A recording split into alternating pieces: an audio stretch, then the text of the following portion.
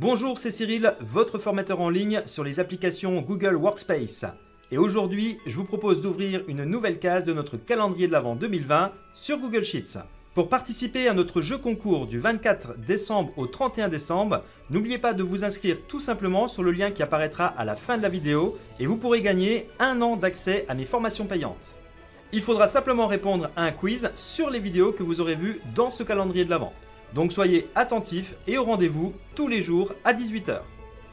Comme dans toutes les applications Google, il est possible de collaborer en ligne dans Google Sheets. Dans un premier temps, il faut partager le document avec d'autres collaborateurs en leur donnant un droit de modification, de commentaires ou encore de lecture seule. Vous allez pouvoir déposer des commentaires dans une cellule, voir des commentaires notifiés ou encore attribuer des tâches à des collaborateurs. Grâce à la messagerie instantanée intégrée au document, vous pourrez discuter avec les autres personnes connectées en même temps que vous afin de vous organiser. Voilà ce que je vous propose de voir dans cette vidéo. Tout d'abord, dans ce document, vous constatez qu'il est partagé grâce aux silhouettes situées sur le bouton Partager. Si le document n'est pas partagé, c'est un petit cadenas qui apparaît à la place des silhouettes.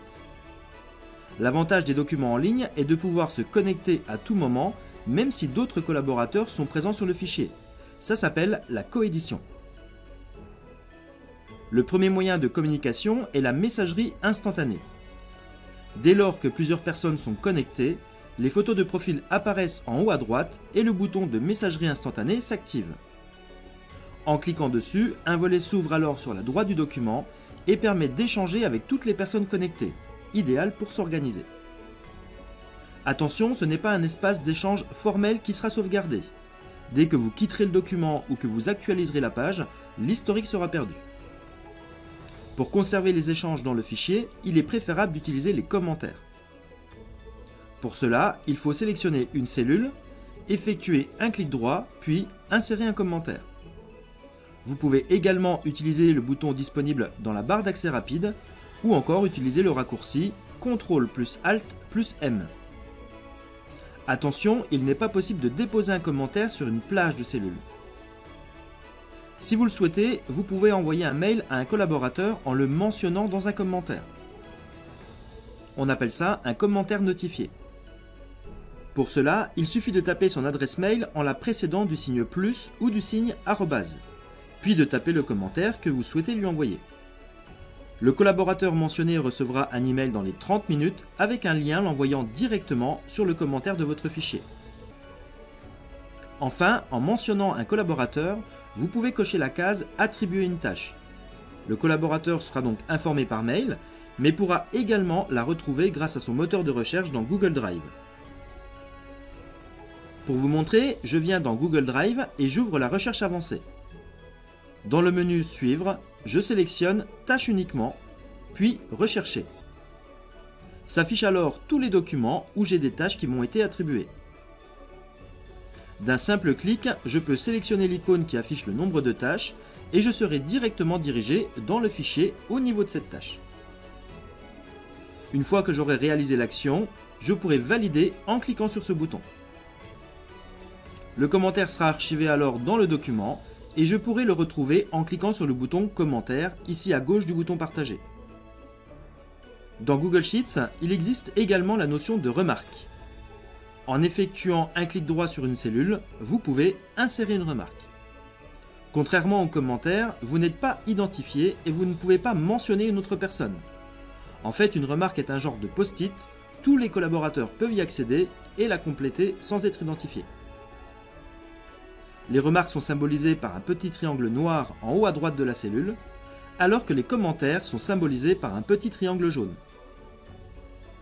Le nombre de commentaires sur l'onglet est affiché sur le nom de la feuille.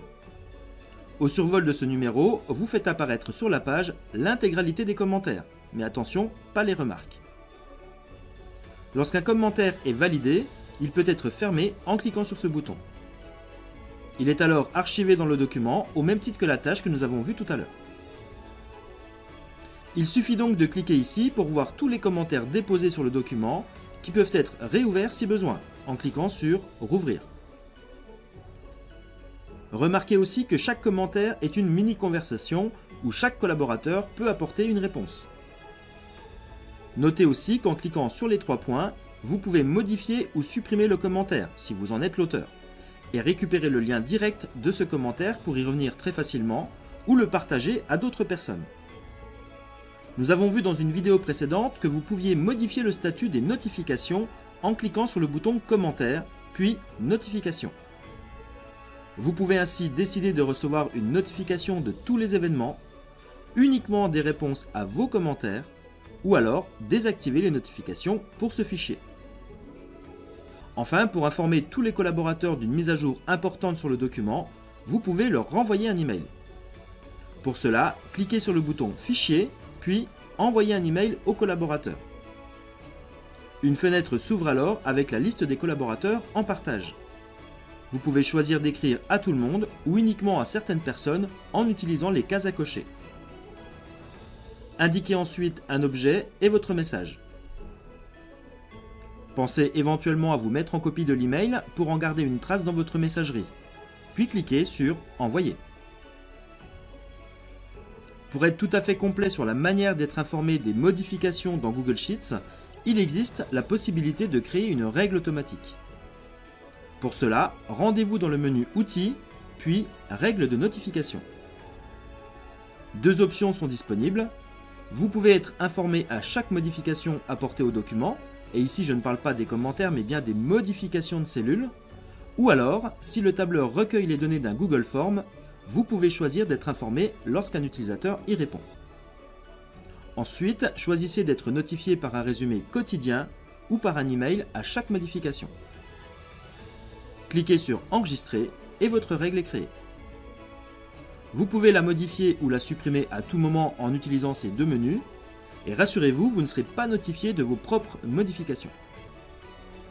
Voilà, dans cette vidéo, vous avez vu les différents moyens à votre disposition pour communiquer efficacement dans un tableur Google avec les autres collaborateurs.